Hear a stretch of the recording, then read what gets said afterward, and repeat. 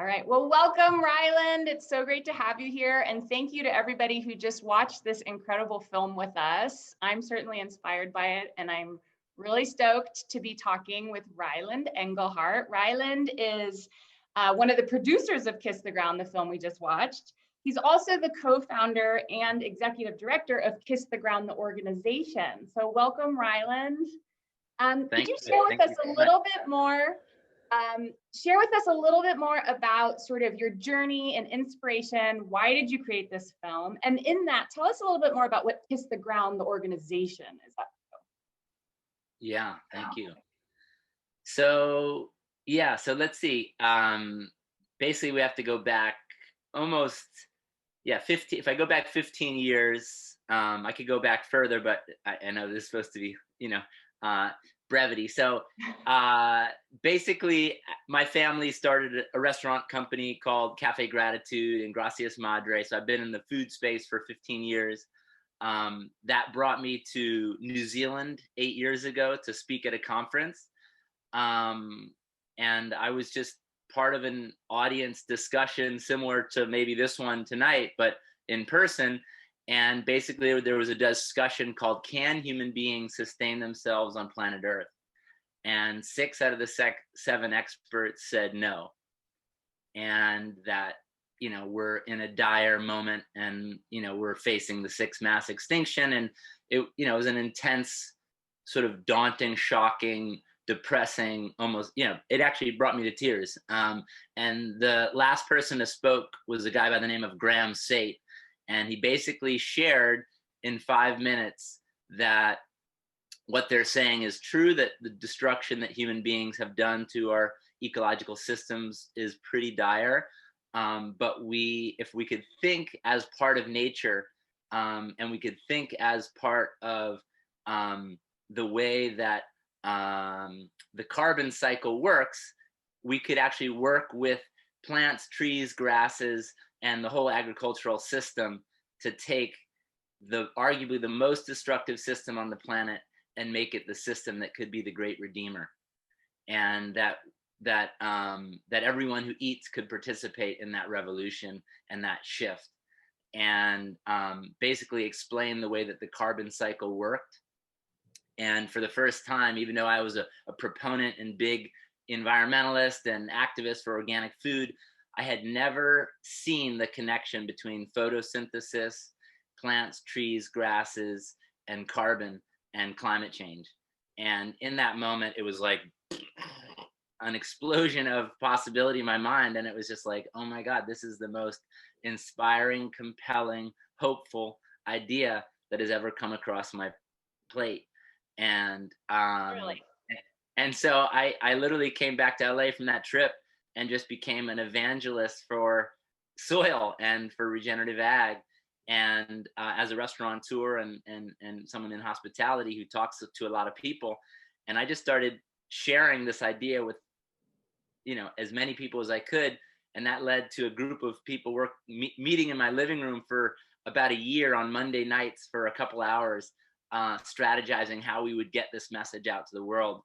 And that led to a working group, which led to the creation of a nonprofit, 501c3 organization. And then the other kind of miracle that happened was the house that I moved into in Venice, which is where I was running a restaurant. 2 environmental filmmakers were moving out of that house when I moved in. And on their pass through, as they were moving out, I was moving in. I was like, oh, you guys make films? You guys want to make a film about soil? You know about soil? And they were like, no, soil's super boring. Can't imagine. We make environmental films, which are already tough enough, but definitely a film about soil, that sounds really boring.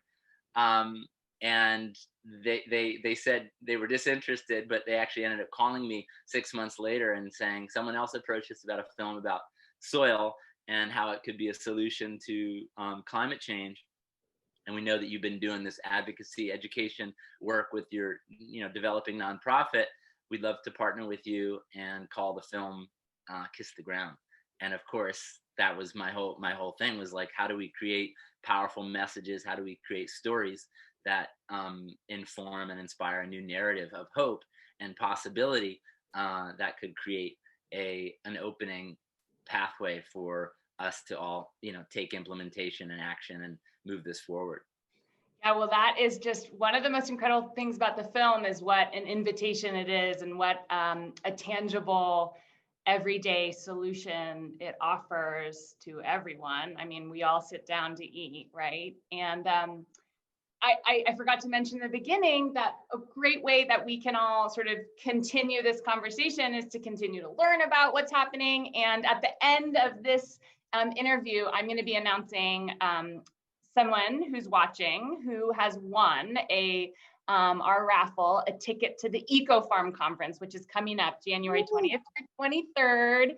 And it's an action-packed 3 days that really diving into a lot of regenerative ag topics, and we can continue this conversation. So I just wanted to mention that. And yeah, one thing that I didn't get in there because I went on a long tangent, but so as far as Kiss the Ground, the film has been in co-creation over 7 years, and the nonprofit has also been developing as an organization and really finding its place in the world and with our skill sets. And we really started off as a advocacy education nonprofit, and so we have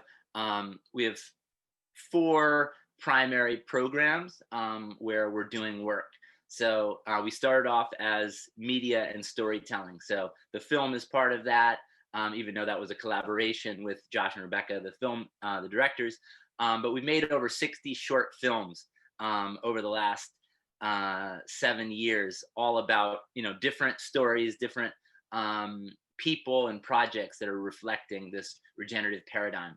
And then the second thing that we saw is we were really good as advocates. So we thought, well, how do we make a cavalry, an army, a movement of advocates, people that see this possibility, they get as lit up as we do, and how powerful someone who can communicate something clearly with passion, with purpose, with intention, you can get people to listen and people to change their ways, and whether it's at a business or a local government or your church or your school or your restaurant.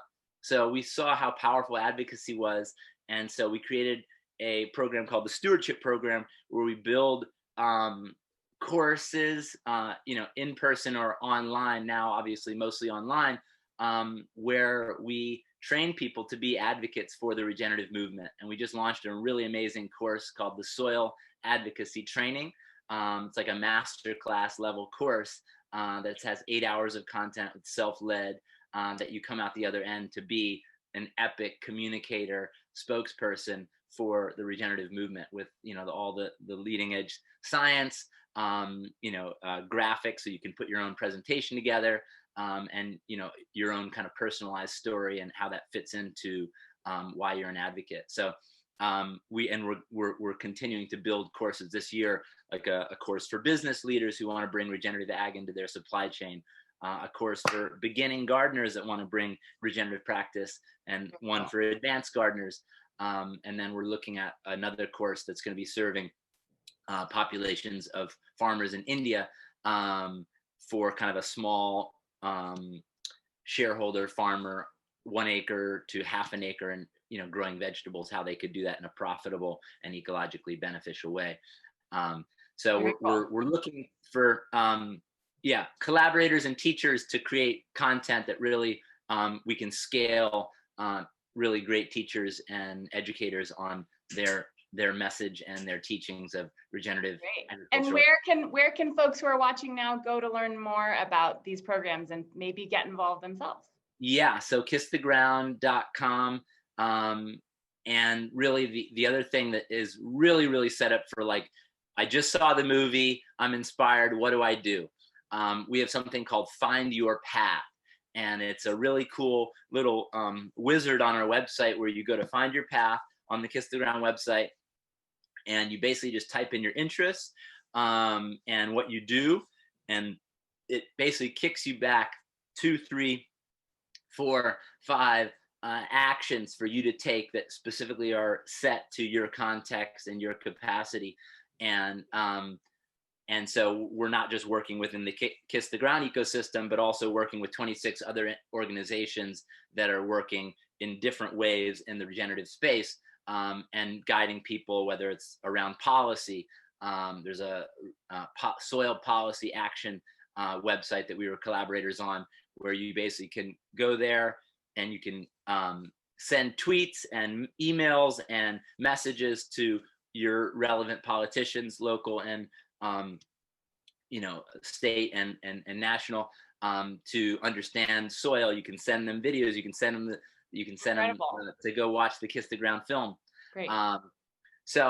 Yeah, I just love how the film was just so solutions oriented. Of course, the beginning was hard to watch. I was especially struck that 60 harvests. We have 60 harvests left. That is not a long time. And but it transitions into this amazing solution based around the way that we eat and the way that we raise the food that we eat and the way we treat the land. And so for folks who've, watched it, what are sort of the top couple things you want them walking away with? I mean, not everyone is maybe going to go get super involved in spreading the Kiss the Ground film and message, but there's really things everyone can do in their daily life. So can you take a minute to just talk about, what do you want people to do just in their daily lives with this?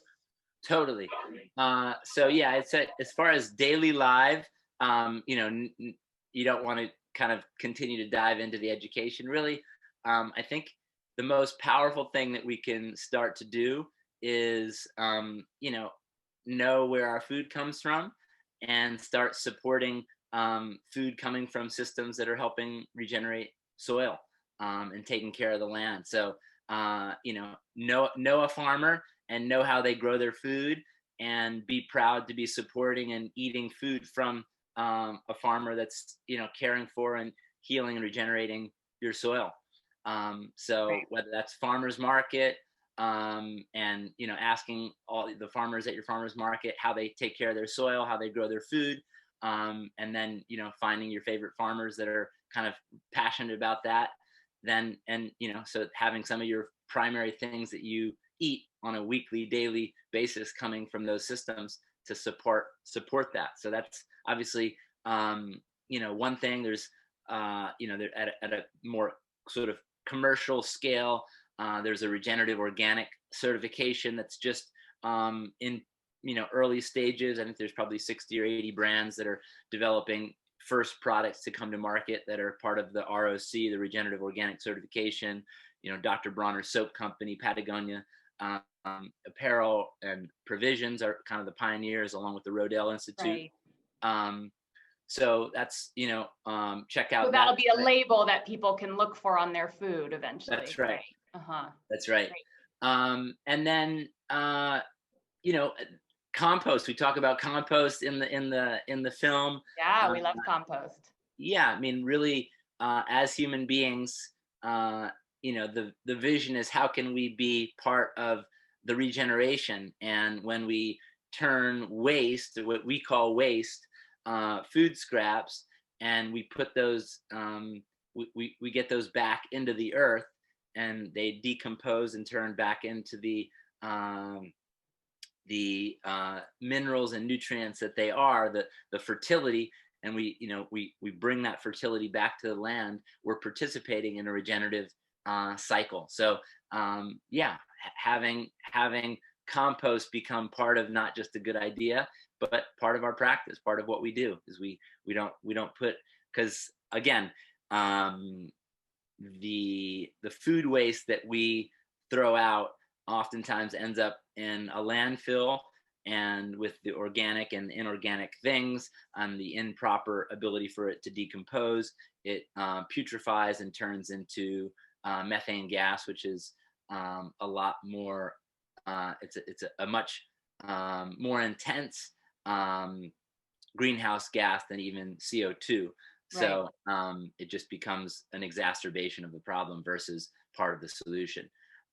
So yeah, bringing our food waste back into the fertility cycle, and whether that's through a green bin and something that gets picked up, or burying it in our backyard, or creating Yeah. a pile and managing it with your greens and browns, and so your decomposition, or doing it with worms, or finding a service in your community. There's an amazing app called makesoil.org, which allows you to find a neighbor who's composting and skilled at it, so you could bring your compost to their place and they can turn it into compost for you. I love that. That is so cool. Yeah.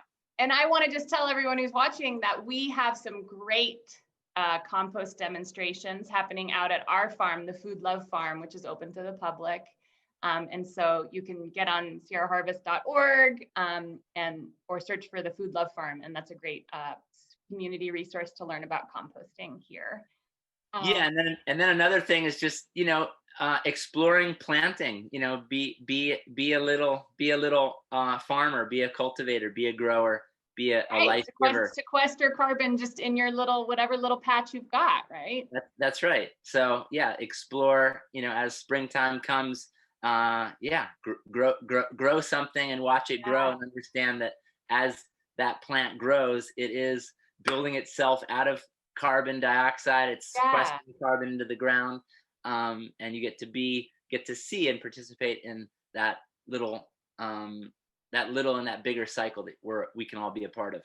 Yeah, well, up here, we live up here in the mountains. We're up here in the Sierra Nevada in the forest, and a lot of the climate change, climate chaos conversation here is around wildfire and the threat of wildfire that we constantly live under, and the debates around forest management and how can we, what should we do, and how can we protect our communities and also live in a forest. And I wonder if you have any thoughts on how this idea of regenerative systems relates to forest health and relates to how communities that are living under the threat of wildfire, how can it shape sort of our land management practices? If you have any thoughts on that. Yeah, I would say that one, California, pre-colonial European settlements, California was being managed through what I understand to be very sophisticated management principles.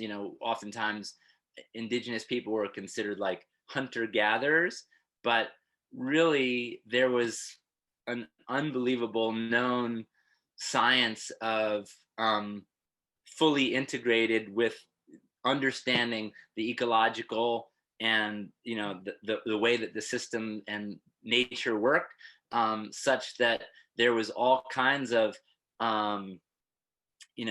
interaction with that landscape that had that landscape continue to be the most fecund, fertile, and continued to have the movement of life happening on that land, such that it was remained, and not only remained, but continued to proliferate with abundance. And so, I think that, one of the opportunities that the regenerative ag movement has an opportunity for, and, we've even publicly acknowledged that we've kind of missed the mark in that the film didn't really give a deep tribute of homage and appreciation to the worldview that many indigenous, or most, maybe all, indigenous people who lived in place, lived on land, lived in explicit interconnection with the cycles of plants and animals for their life. They were so connected that there was no, you understood if you did something that didn't work and the animals didn't come back or the plants didn't grow, you were pretty well going to be, it wasn't going to be, so it was this evolution, coevolution with life. And so I think there's a big opportunity for the regenerative ag movement, and where, Kiss the Ground, as I said, kind of missed the mark in making that direct tie and acknowledgement. There is, I think, a lot to learn in how California was being managed, as far as, the intentional burning and basically dealing with, um, land that didn't have human participation did become wild and unruly, but actually human participation was an essential part of it being, continued to be fertile, managed, healthy, safe. So as far as, management practices, or the forest, I think 80% of the biodiversity on the planet is being managed by indigenous people, and they have the longest standing track record of how to do it, and so there needs to be, more observance and more integration and understanding of what that knowledge is, such that it can be applied to our contemporary, where we find ourselves. And obviously landscapes and things have changed, but there is still a lot of knowledge to be learned, from that idea that no, there is intentional burning to then, clear the pathway, so that there's not, if we get rid of that stack of kindling from the floor to the crown of the tree, if there's dry, dead, foliage from that base all the way to the crown of the tree, when a fire hits, it's going to light up that crown, which then you lose the whole forest. Where in a lot of old, systems that were being managed, there was that some version of a gap, so that there could be a ground fire, which was okay to get rid of brush and, these kind of more woody things that were in a succession that was actually going into a less productive phase, but you could actually continue to take down that succession to keep it in a more healthy and risk less risky environment for those fire conditions. So I don't pretend to know that I have the answers, but I No, do. that was great. I mean, I think there's a lot to learn, and there are a lot of people that everyone needs to be at the table to come up with these solutions, particularly indigenous wisdom, and that's so great. I think also a thing that surprised me from the film, in thinking about the forest as well, was looking when there was that comparative chart of the soil's capacity to hold carbon, and compared to the living trees. I was always in the impression that the trees, these big woody trunks, these are what is holding so much of the carbon, but really the soil just has this deep, deep, deep, deep capacity to sink all that carbon. And that, of course, makes me think about, as a farmer whose farm's in the forest, that if we are employing regenerative agricultural practices on our cropland, and in particular on our grazing lands, that can integrate really well into, I think that's a big piece of sort of fire safe communities and a well-managed forest landscape, that there's this livestock agriculture piece that can hopefully fit into it really well. Yeah, I just came from being with my dad up in Vacaville. He has a farm called Be Love Farm. Yeah. And Pleasant Valley got totally big fire, ravaged by fire. And I think probably 5 or 6 of his neighbors all lost their homes, and much of their lands. And again, no scientific analysis to this, but the Be Love Farm really, the fire didn't infiltrate, and fire came to 3 sides. Wow. And one element of that was that it was holding a lot more moisture. Right. Healthy soil holds more, 21% more organic matter, holds 20,000 more gallons of water per acre, held in the root zone. And so And that's actually a more fire resilient. When the fire comes, there's more water to evaporate, and you think that's part of why the farm didn't burn. yeah, you just think of a piece of firewood. If you got a piece of wood it's water in it, Right. it doesn't burn. If it's dry and it burns. So it's not no mystery there. It's just what creates the environment to where moisture wants to stick around, and healthy soil, organic rich soil, aggregated soil, covered soil is all going to be holding a lot more moisture. Yeah. So talk a little bit more. You have a farm yourself, and I know that that Kiss the Ground, the organization, works directly with farmers. My farm is actually a recipient of the program that you run, and it's been really great. Oh yeah, so basically Yeah. I got derailed, but you got derailed. But I want to hear more about how do you what are you doing directly with farmers and ranchers? Totally. So we have a program called the Farmland Program. And basically that came out of us being, good storytellers and telling the regenerative ag story, and people being like, okay, sounds good. How do we get involved?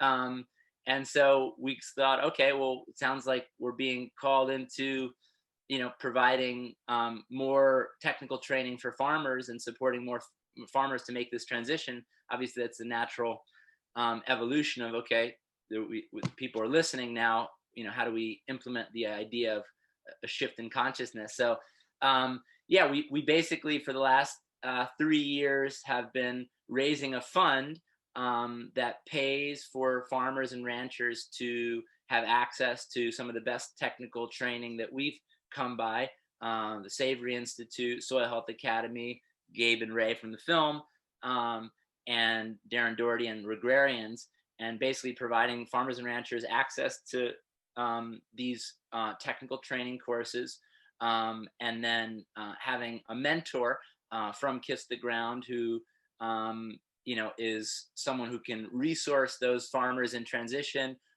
They come up against questions, need more resources, need more guidance, need a recommendation for who maybe has some piece of equipment that could be shared. All the things that a mentor that can be called and can has been looking for resources for farmers in those regions. And the two regions that we're working is California and Minnesota, and we have 38 farmers in the program thus far, and we're hoping to put 100 more next year through the program. Awesome. And the other component that the Farmland Program offers is soil testing. We work with another third party who comes and does soil testing on the farm and gives the producer an opportunity to understand what their baseline is, what their soil health is, to begin with, and so that as they could get another soil test 3 years down the road, 5 years down the road, they could really see the improvements, the benefits, and understand the language of what's happening underneath the soil, and to see the transformation that they're causing above ground, that's impacting below ground. Awesome. And so it's definitely there's probably nothing more inspiring than seeing farmers and ranchers kind of have their wake up of like getting it, and then starting to see that getting it start to translate on their land, on their properties. From the very first interaction with Graham Sate, who was the guy who kind of turned me on to this, the thing that has him been doing this for 30 years is farmers who started off like this, who by the end of a course are like, they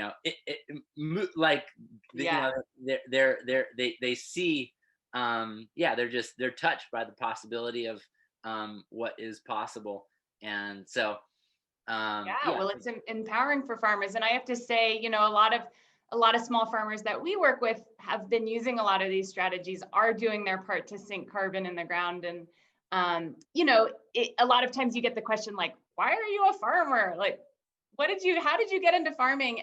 And having a film like this I think just highlights so well, like, this is why we're doing it. And this is, we want to be part of this solution. And I know I can't wait to share Kiss the Ground with so many people, to just sort of say, like, hey, remember why, you want to know why I got into farming? Like, this is why, it's because it's this enormous thing that we can do. So that is why you got into farming, Molly? I mean, part of the reason, yeah. I mean, we've always said at our farm, we want agriculture to be part of the solution, and there's lots of reasons, but taking care of our community, we can take care of our community, we can take care of the whole planet at the same time, and that's awesome. So Ryland, if people who want to continue to learn more about this, you mentioned your organization and your website and all the great resources. Are there some other thought leaders, other folks out there that you would send people to go check out? I know you've got a podcast. I hope you could mention that. And yeah, so continue learning more. So many, yeah. So again, become a soil advocate. An amazing course that I highly recommend. So empowering, so transformative.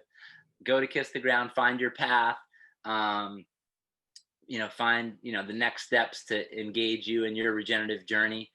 As far as other thought leaders, I love what Farmers Footprint is doing, another sister organization doing similar work, telling the stories of success on the ground within regenerative ag. So Zach Bush, an amazing ally. There's as far as books that I've been, Call of the Reed Warbler out of Australia, an amazing book that I highly recommend. Let's see. I would say, obviously, keep following the Soil Health Academy, Zach Bush. I mean, not Zach, Gabe Brown and Ray Archuleta and Alan Williams. Check out, the archive of, 60 films that we've created, a lot of great content there. And yeah, I would say, obviously we're a big communications organization. So, follow us on Instagram and Facebook and all the places that you do your social media. Lots to communicate and share there. And then also, I live down in Fillmore, California at Soa Heart Farm. So check out soaheartfarm.com or at Soa Heart. I've just moved here 6 months ago. So my sister, I got to pay tribute to, she's the real farmer and, managing the farm. I'm just starting to get my feet wet and, in the last 6 months here. So that's been a great joy and awesome, amazing experience. But yeah. Well, I hope Soa Heart Farm joins us at the Eco Farm conference coming up. It's an awesome spot. And a number of the people that you just mentioned are going to be presenting. Farmers Footprint's going to be presenting, and John Kemp, who is a great regenerative farmer. Amazing. Veggie Marroquin is going to be speaking. We're going to have workshops in English and Spanish and tons of networking opportunities. So I want everyone to make sure to check that out. You can learn more about the conference at eco-farm.org or our website, sierraharvest.org. And I mentioned somebody who's watching is going to get a ticket to come to the conference, and that person is Savannah Mendoza. Woo! Savannah will be in touch. Thank you. We hope you enjoyed the film, and we hope you're going to enjoy the conference. So before we get out of here, Ryland, I just want to say thank you so much to you for making this film and creating this amazing organization. And I want to say thank you to the Nevada County Tech Connection, who is making all of this viewing possible for us. So thank you, Ryland. And in closing, I was hoping that you could recite the Rumi poem. I know you're asked to do this sometimes, but yeah, absolutely. People might not know where Kiss the Ground comes from, and so I thought that could be a well, I'll say my son is named Rumi.